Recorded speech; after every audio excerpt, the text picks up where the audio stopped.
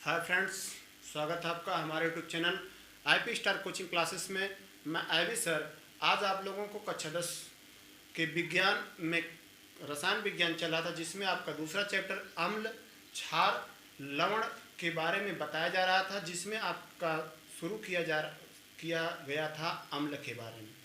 तो अम्ल के बनाने की विधि हो चुकी है, उसके बाद उसके प्रकार हो चुके हैं और उसके जो होते हैं कि भौतिक गुण हो चुके हैं, रासायनिक गुण चल रहे हैं। तो रासायनिक गुण का तीसरा पॉइंट है धातु ऑक्साइडों के साथ अभिक्रिया। धातु ऑक्साइडों के साथ अभिक्रिया। तो देखिए धातु ऑक्साइड अम्ल जो होते हैं कुछ धातु ऑक्साइडों के साथ अभिक्रिया करके, ध्यान समझिएगा, अम्ल कुछ धातु ऑक्साइडों के साथ अभिक्रिया करके लवण और जल बनाते हैं। क्या बनाते हैं? लवण और जल बनाते हैं। चलिए देखिएगा इसमें कि होता क्या है, लिख लीजिए एक लाइन।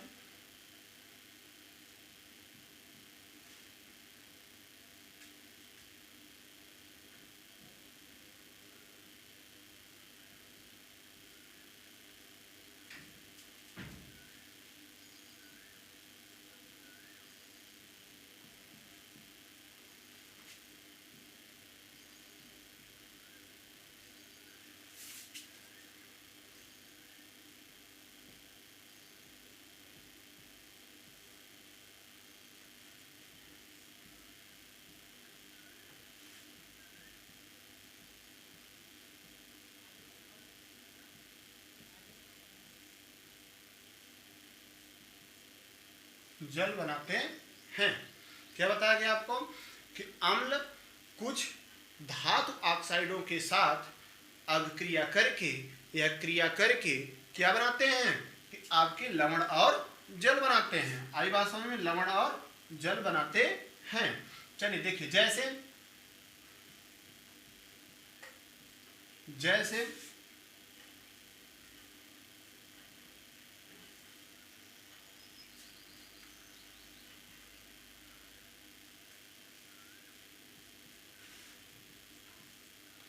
अब देखिए यही आपका लवण है।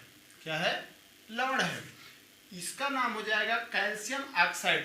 कैल्शियम ऑक्साइड हाइड्रोक्लोरिक अम्ल के साथ क्रिया करके वह क्या बनाता है? कैल्शियम क्लोराइड और जल बनाता है। यह एक प्रकार क्या है? लवण है। नाम लिख लीजिए, कैल्शियम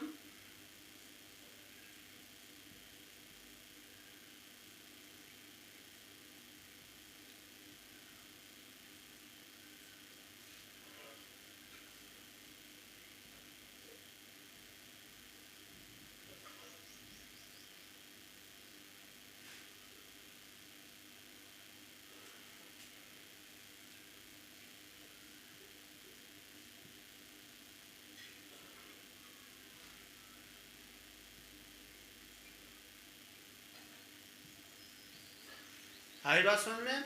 चलिए दूसरा एग्जांपल लीजिए, लिखते चलिएगा।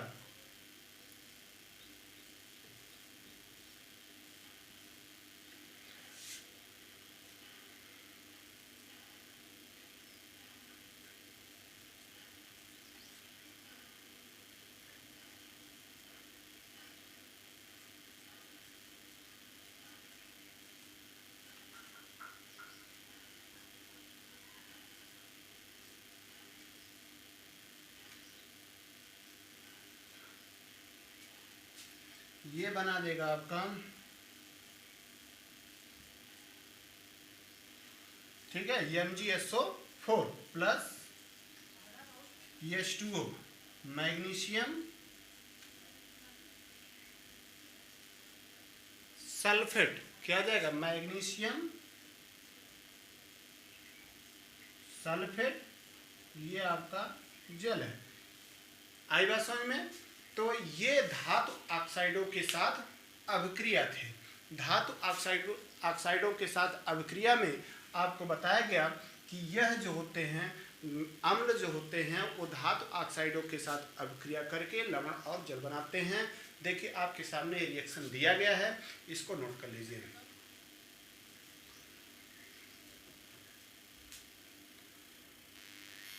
चलिए देखिए अब आपका है अम्ल के उपयोग। क्या है? अम्ल के उपयोग।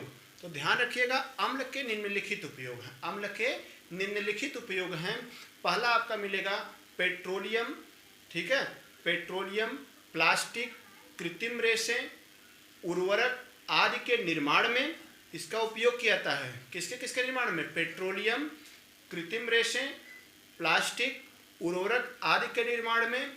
दूसरा आपका मिलेगा सोने चांदी के शोधन में, औषधि, ठीक है। तीसरा आपका मिलेगा औषधि और विस्फोटक पदार्थ बनाने में। चौथा आपका मिलेगा वस्त्र उद्योगों में कपड़े का रंग उड़ाने में।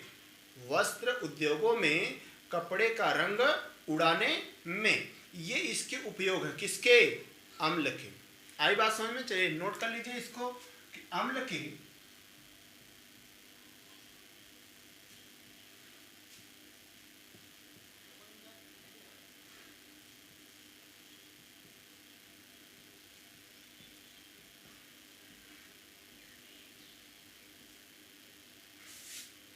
पॉइंट में नोट करिएगा। पहला हो जाएगा पेट्रोलियम,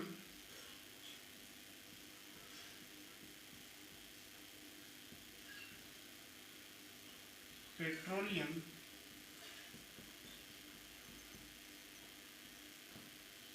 कृत्रिम रेशें,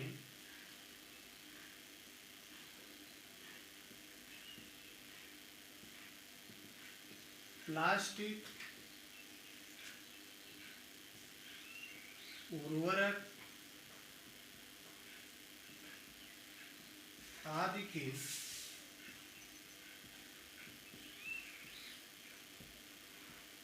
निर्माण में। दूसरा आपका हो जाएगा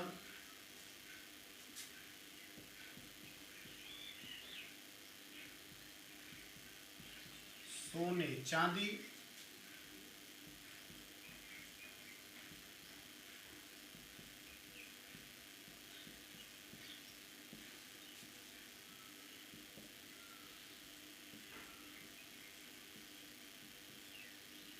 शोधन में, ठीक है। नोट करते रहिए, थोड़ा सा हम स्याही डाल लेते हैं।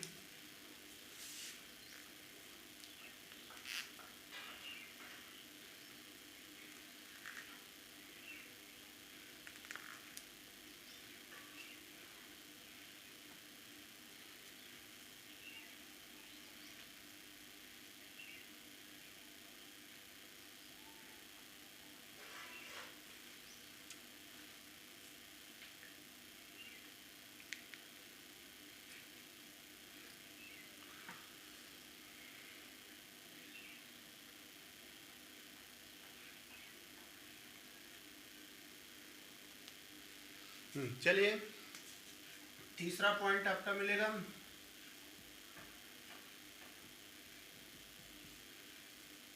औषधि,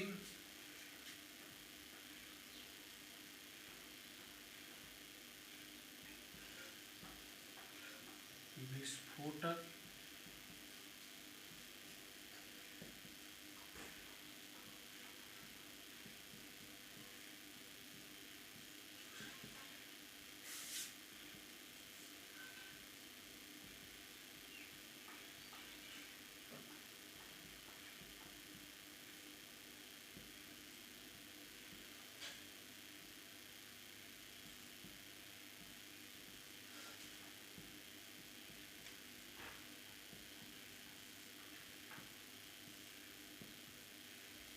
उड़ाने में। ये आपके क्या हैं? अम्ल के उपयोग हैं। क्या हैं? अम्ल के उपयोग हैं। आई बात समझ में कि पेट्रोलियम अम्ल के निम्नलिखित उपयोग हैं। पहला है पेट्रोलियम कृत्रिम रेशें, प्लास्टिक, उर्वरक आदि के निर्माण में। दूसरा सोने चांदी आदि धातुओं के शोधन में। तीसरा औषधि विस्फोटक पदार्थ आदि पदार्थ बनाने में। चौथा है वस्त्र उद्योगों में कपड़ों के रंग उड़ाने में। कपड़ों के रंग उड़ाने में। आई बात समझ में? तो ये इसके क्या है? उपयोग हैं। अब आपका एक नोट करके लिख लीजिएगा, ठीक है। नोट करके देखिए, नोट करके आप देखेंगे ध्यान से, पहले सुन लीजिए कि नोट में आप लिख सकते हैं, जान सकते हैं कि नाइट्रिक अम्ल का नाम सुना था बार बार अभी, ठीक है, आगे अम्ल चल ही रहा है। तो नाइट्रिक अम्ल को सोरे का अम्ल कहते हैं, क्योंकि इसे सोरे से बनाया गया था। मीन्स KNO3 सोरे का सूत्र होता है KNO3 से बनाया गया था। तो इसको नोट में लिख लेंगे कि नाइट्रिक अम्ल को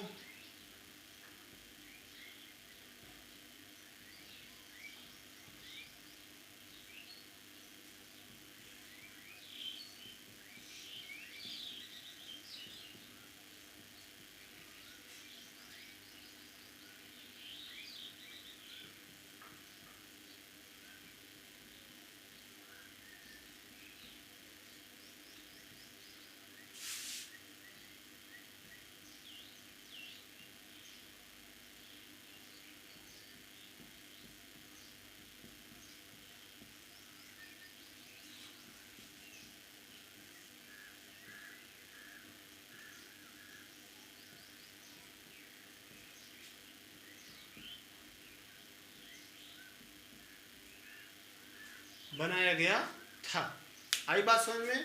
क्या चीजें कि नाइट्रिक अम्ल को सोरे का अम्ल कहा जाता है क्योंकि इसे सोरे से बनाया गया था। आई बात से ये अम्ल आपका यही समाप्त होता है। अब आपका मिलेगा क्षारक। क्या मिलेगा? क्षार या क्षारक।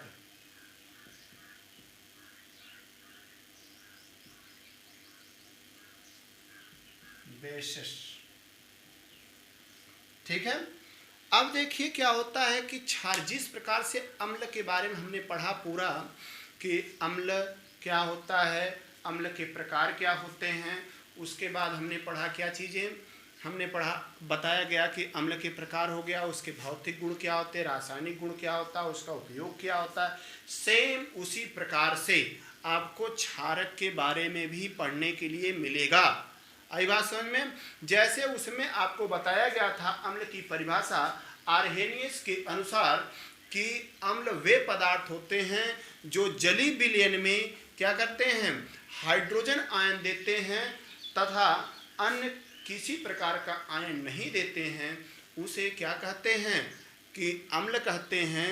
तो इसमें भी आपको आर्हेनियस के अनुसार ही परिभाषा देखने की मिलेगी। तो इसमें आर्हेनियस के सिद्धांत के अनुसार परिभाषा आपकी ये होगी कि वे पदार्थ जो जलीय विलयन में, वे पदार्थ जो जलीय विलयन में क्या देते हैं, हाइड्रोक्साइड आयन देते हैं, उसे क्षारक कहते हैं। क्या करते हैं? उसे क्षारक कहते हैं। वे पदार्थ जो जलीय विलयन में क्या देते हैं, हाइड्रोक्साइड आयन देते हैं, उसे क्या कहते हैं, क्षारक कहते हैं। जैसे KOH, NaOH, ठीक है, NaOH, AlOH का होल थ्राइस, BaOH का होल ट्वाइस आदि, ये सब क्या है, क्षार है। क्या है? क्षार हैं। अब इसमें आपको आगे मिलेगा कि कौन अम्ल क्षार के प्रकार में कौन दुर्बल क्षार है, कौन प्रबल क्षार है, कौन दुर्बल क्षार है, कौन प्रबल क्षार है। तो इसके बारे में, लेकिन चलिए पहले क्षार की परिभाषा आप लिख लीजिए, उसके बाद आगे बताया जाएगा। तो लिखेंगे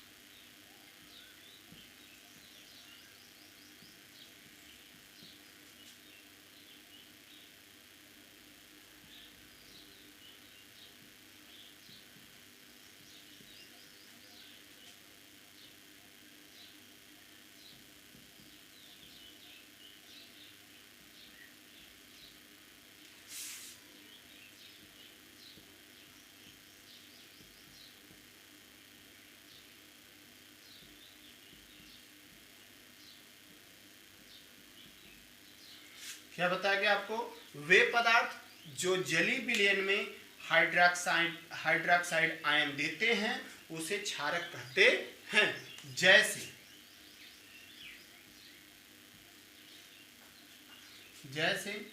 KOH, NaOH, BaOH का होल ट्वाइस, AlOH का whole thrice, NH4OH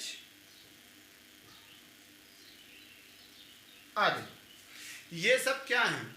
potassium hydroxide, sodium hydroxide, beryllium hydroxide, ठीक है। बेरियम हाइड्रोक्साइड, बेरिलियम को Be से प्रदर्शित करते हैं, बेरियम होता है Ba, barium hydroxide, aluminium hydroxide, और क्या होता है NH4OH को क्या बोलते हैं? Ammonium hydroxide. क्या बोलते हैं? Ammonium hydroxide. अब जैसे कैसे हम कहेंगे कि यह इसको जब जलीय विलयन में जब इसको हम घोलते हैं तो यह क्या करता है? जैसे आपका KOH है, ठीक है, ध्यान समझिएगा, KOH है, यह टूटेगा किसमें? K+ में और OH- में। अब जैसे NaOH है, यह टूटता है किसमें?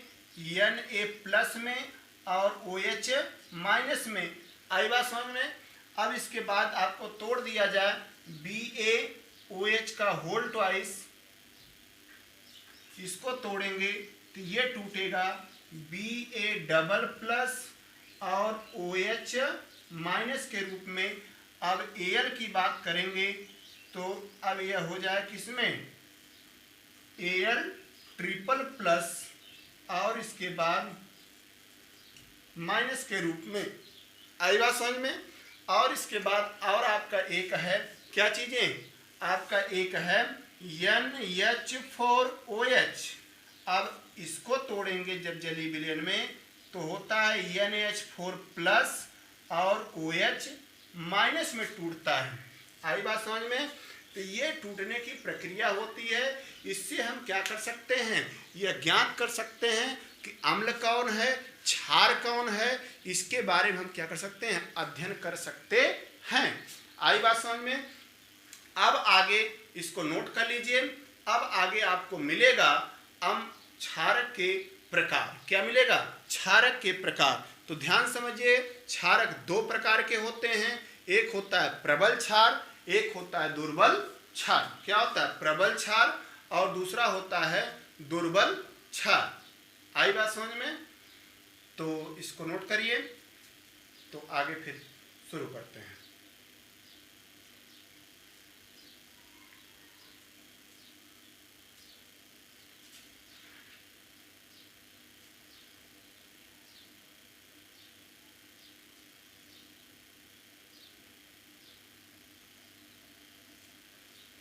चलिए देखिए, हो गया होगा।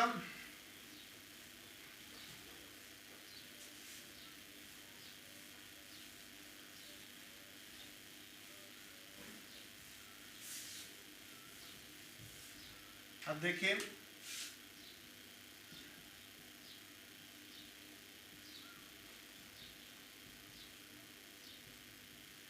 क्षारक मुख्यतः दो प्रकार के होते हैं।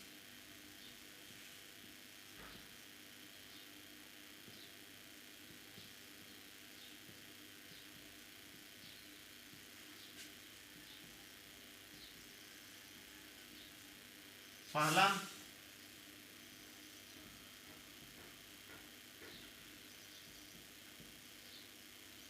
दूसरा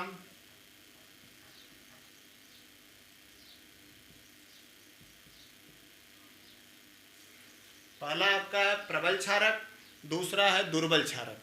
तो प्रबल क्षारक क्या होते हैं, दुर्बल क्षारक क्या होते हैं, उसको आप देख लीजिए कि प्रबल क्षारक किसे कहते हैं, दुर्बल क्षारक किसे कहते हैं। ठीक है, तो प्रबल क्षारक वे क्षारक जो जल में, ठीक है, पूर्णतः या पूर्ण रूप से क्या होते हैं, आयनित हो जाते हैं या हाइड्रोक्साइड आयनों में पूर्णतः वियोजित हो जाते हैं या टूट जाते हैं, उसे प्रबल क्षारक कहते हैं। दुर्बल क्षारक में क्या होता है कि वे क्षारक जो जल में पूर्णतः वियोजित या आयनित नहीं होते हैं, किसमें, हाइड्रोक्साइड आयन में, वे क्या कहलाते हैं कि आपके दुर्बल क्षारक कहलाते हैं। आई बात समझ में? क्या होता है कि वे क्षारक जो जल में पूर्णतः वियोजित या आयनित हो जाते हैं वे प्रबल क्षारक कहलाते हैं, और वे क्षारक जो जल में पूर्णतः क्या होते हैं, वियोजित या आयनित नहीं होते हैं, वे दुर्बल क्षारक कहलाते हैं। जैसे प्रबल क्षारक एग्जाम्पल लिया जाए तो KOH, NaOH, BaOH का होल ट्वाइस। आई बात समझ में? इसको बोलते हैं बेरियम, ठीक है, बेरियम हाइड्रोक्साइड। और दुर्बल क्षारक में आपका हो जाएगा एल्युमिनियम हाइड्रोक्साइड AlOH का होल थ्राइस, और इसके बाद अमोनियम हाइड्रोक्साइड NH4OH का NH4OH। ये सब क्या है, दुर्बल क्षारक हैं। आई बात समझ में?